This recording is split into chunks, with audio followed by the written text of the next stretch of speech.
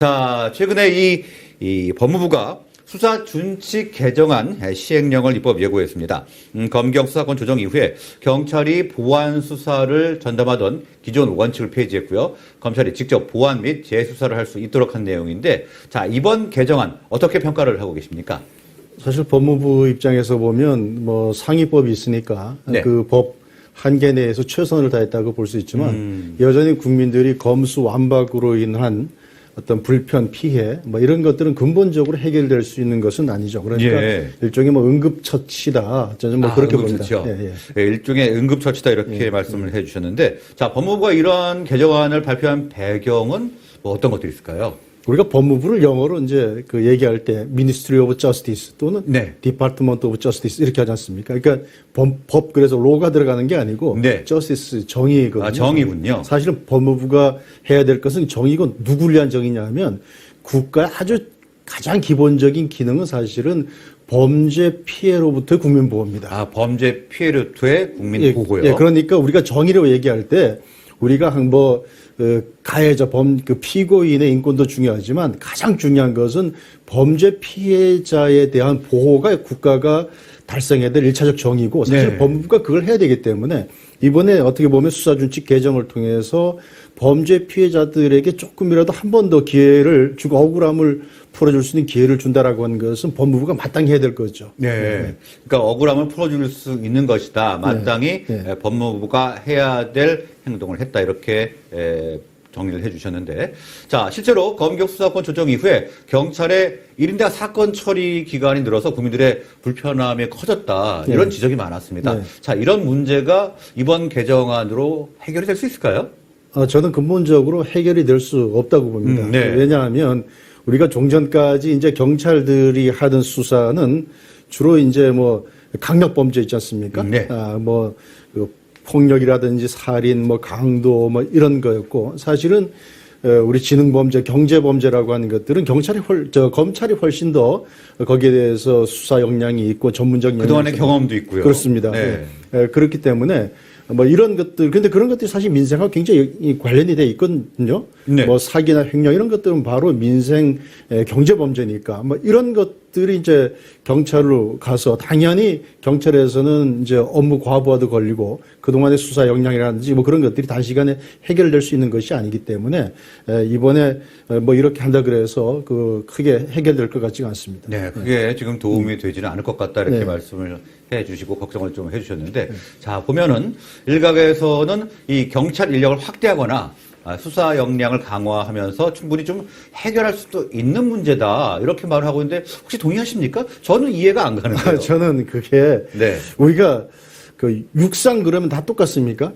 다르죠. 네. 네. 우리가 그 수사 제가 그러면 다 몰랐는데 달리기만 육상이 아니라 투포환도 육상이더라고요. 그렇습니다. 그러니까 경찰이 예컨대 투포환이라 그러면 검찰은 뭐 달리기인 것이고요. 그러니까 투포환 하는 선수한테 달리기까지 하라 그러면 안 되는 것이죠. 달리기를 잘하는 그러니까 육상이니까 한번 해라. 그렇죠. 이렇게 지금 하는 거랑 마찬가지잖아요. 예, 그렇습니다. 그래서 예컨대 이제 그 바로 이런 게 있습니다. 경찰 간부 시험 같은 게 있는데 그 이제 뭐 경찰대학 나온 사람들이 이제 간부로 가기도 하지만 또 중간 간부 이제 채용 시험인데 거기에 보면 이 경찰 관련한 어떤 경찰은 관리기 때문에 행정 관련한 뭐 그런 거 공법 같은 과목들만 시험을 보지만 민사 관련한 이런 것들 그 민법 계통의 것들은 시험 과목에서 빠져 있습니다. 이 얘기는 무슨 얘기냐면 아까 제가 말씀드렸던 사기, 횡령 이런 것들의 대전제가 되는 경제 지식, 경제법에 관한 지식이 전혀 없다는 것이죠. 그런 사람들이 들어가서 이 수사를 한다? 처음부터 될 수가 없는 것이고 설령 된다 그래도 그것은 뭐 그동안에 그러면 피해를 본 국민들은 어떻게 하라는 겁니까? 그리고 멀쩡하게 지금 수사 역량을 갖고 있는 검사들의 손발을 다 묶어놓고 이걸 경찰에다 주겠다?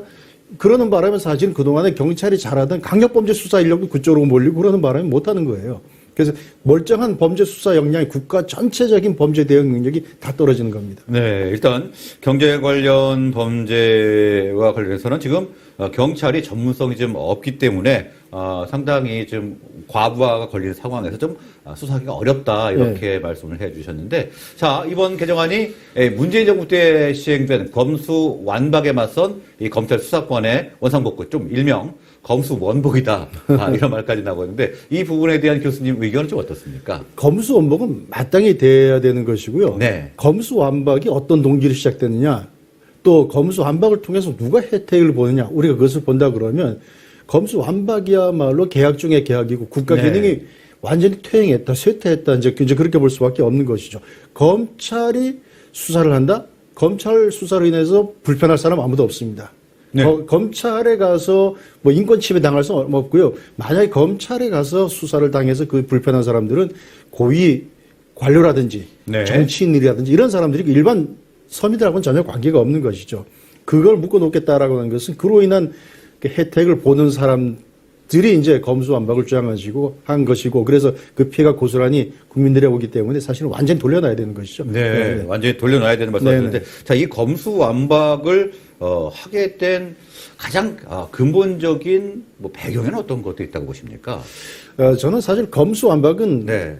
대국민 사기극이라고 봅니다. 네. 이 검수완박을 하는 사람들이 단골로 얘기하는 게 이제 검찰 개혁을 얘기하는 겁니다. 네, 검찰을 개혁해야 되니까 이렇게 힘을 네. 빼야 돼서 이거를 해야 된다. 이렇게 대전제를 시작을 하지 않았습니까? 근데 자, 검찰이 갖고 있는 게 두 가지 기능이 있습니다. 하나는 수사권이 있고 하나는 기소권입니다. 네. 근데 아까 제가 말씀드린 것처럼 검찰이 수사하는 그런 거에 의해서 사실은 불편할 사람들은 일반 국민들하고는 상관이 없는 겁니다. 네. 그러면 이제 검찰이 갖고 있는 나머지 기소권이 남용이 문제가 되는 것인데, 기소권이 남용되는 경우 두 가지로 볼 수가 있죠. 하나는 범죄가 명백한데도 검사가 기소 편의주의에 의해서 기소를 안 해버려요. 네. 그건 문제가 되는 것이죠. 그런데 또 그 기소를 안 해야 될 것도 기소를 해. 두 가지가 있는 거죠. 기소를 안 해야 될 것을 기소하는 거. 이 기소권, 그 공소권 남용인 것이고. 네. 또 기소를 해야 될 걸 안 하는 것. 문제인데. 근데 첫 번째 경우에 기소를 안 해야 될 것을 기소하는 것. 그게 남용인가? 그게 남용일 수도 있습니다만은 그 다음에 누가 있냐면 그래서 법원이 있는 겁니다. 1심, 2심, 3심 있지 않습니까? 네. 엄격한 증거재판주의가 있고 이렇기 때문에 네, 검찰의 기소를 보완할 수 있는 제도가 이 1심, 2심, 3심까지 있는 것이다. 그렇게 사법 시스템이 네. 있지 않습니까? 그래서 공소권이 남용되는 형태 중에 두 가지 중에 하나인 기소하지 않은 죄가 안 되는 것도 막 기소권을 남용, 공소권을 남용해서 하는 것, 그것은 견제할 수 있는 시스템이 제도가 돼 있단 말이죠. 네, 이미 마련이 돼 있다 네. 이런 말씀이죠. 그건 문제가 없어요. 네. 두 번째 게 문제인 거죠. 죄가 됨에도 불구하고 기소하지 않는 것. 것이요. 네. 그러면 피해자 입장에서 아까 제가 말씀드린 국가의 일차적인 정의의 기능이 피해자에게 억울함이 없도록 하는 것인데 네. 피해자는 어디 가서 하소연할 데가 없는 것이죠. 그런데 지금 검수완박은 무슨 얘기를 하고 있냐면 검수완박을 통해서 경찰의 수사 종결을 하는 바람에 네. 검찰에서는 기소할 기회도 갖지 못하는 거죠. 네, 아예 기회가 없는 거네요. 예. 그야말로 기소권 남용 중에서 가장 극한 남용, 그 전 단계 남용인 수사권 남용, 수사 편의주의를 사실 제도화해 놓은 게 검수완박인 것이죠. 네. 악법 중에 악법인 것이죠. 네, 수사권 편의를 네. 만들어 놓은 법이다. 네. 자, 그렇기 때문에 그런 말씀도 하셨지 않습니까? 이 검수완박이 없어져야, 관에 넣어야 네. 이 선량한 국민이 살고 대한민국이 산다 이렇게도 말씀하셨는데 이 부분에 조금 더 이렇게 해석을 좀 더 해주실 수 있을까요? 그러니까 범죄 피해자 입장에서 보면 억울한 게 내가 피해자인데도 경찰에서 사건이 묻히는 것, 그만큼 억울한 게 어디 있겠습니까? 그렇죠. 그걸 다시 한번 검사가 수사하도록 하는 것. 지시를 있는 거죠. 예, 그렇죠. 그건 범죄 피해자 입장에서도 보면 당연히 이제 그 정의가 사는 것이고 네. 또 하나 거꾸로 경찰에서 수사 편의주의에 따라서 죄가 안 되는 것도 억지로 사건을 엮어서 그 송치를 했다. 그러면 검사가 그걸 가지고 자 이걸 지금 보완 수사해 주세요 이렇게 요청하는 게 낫습니까? 아니면 검사가 자기 직접 해보니까 이 죄가 안 되네 무혐의 이렇게 하는 게 피의자 인권 보호에 낫습니까? 네. 그러니까 검수완박은 범죄를 피해를 당한 피해자나 경찰에 의해서 수사기관에 의해서 수사를 받고 있는 피의자나 어느 양쪽 다 모두에게 사실은 하나도 도움이 되지 않는 네. 그런 제도라는 것이죠. 뭐 필요가 없는 필요가 정말 없는 계약인 법안이었네요. 네, 그렇죠. 네. 자, 한편 이번 개정안에 대해서 야당은 법령을 넘어서는 시행령 통치다. 이렇게 사실은 반발을 하고 있습니다. 이번 개정안이 시행되면 이 검찰의 수사망이 아무래도 뭐 자신들이 뭐 했던 비리를 향해서 이렇게 올가미가 되지 않을까 이런 걱정 때문인 것 같은데 저 어떻게 판단을 하는 게 맞을까요?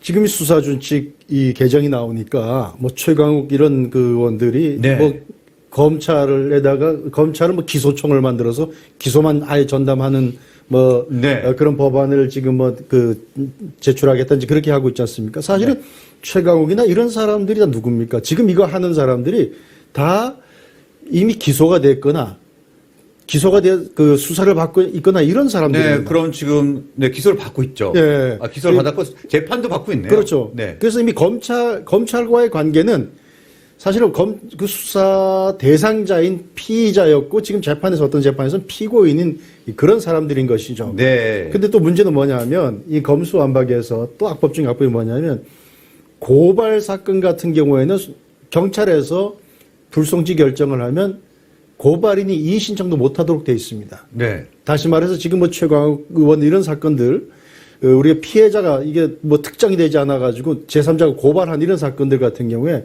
현행법 그대로 한다 그러면 이거 경찰에서 그냥 소위 뭐 속된 말로 깔아뭉개면 네. 이제 그걸로 끝나는 겁니다. 그렇죠. 검찰에서 다시 한번 볼 수도 없어요. 그러니까 네. 이걸 종결을 해버리는군요. 종결을 해버리는 거죠. 네. 아마도 지금 기소청 주장하고 수사준칙에 대해서 이렇게 뭐 시행령 통치다 이렇게 얘기하는 사람들 입장에서 보면 사실은 제일 안타까운 게 자기들한테 이런 수사가 되기 전에 사실은 검수완박이 끝냈으면 됐어요. 하는 거고요. 검수완박 법안이 되었으면 네. 뭐 이런 아무 만시지탄이 있을 것입니다. 네, 좀 생각해 보면 정말 이건 뭐라고 표현할지 모르겠는데 정말 얍삽한 생각을 갖고 있는 게 아닌가 이렇게 생각합니다. 자, 한편 이번 개정안이 취지에 맞게 운용될 수 있도록 적절한 후속책이 따라야 된다. 이런 의견이 좀 많은 것 같습니다. 자, 후속책 어떤 것들이 필요할까요?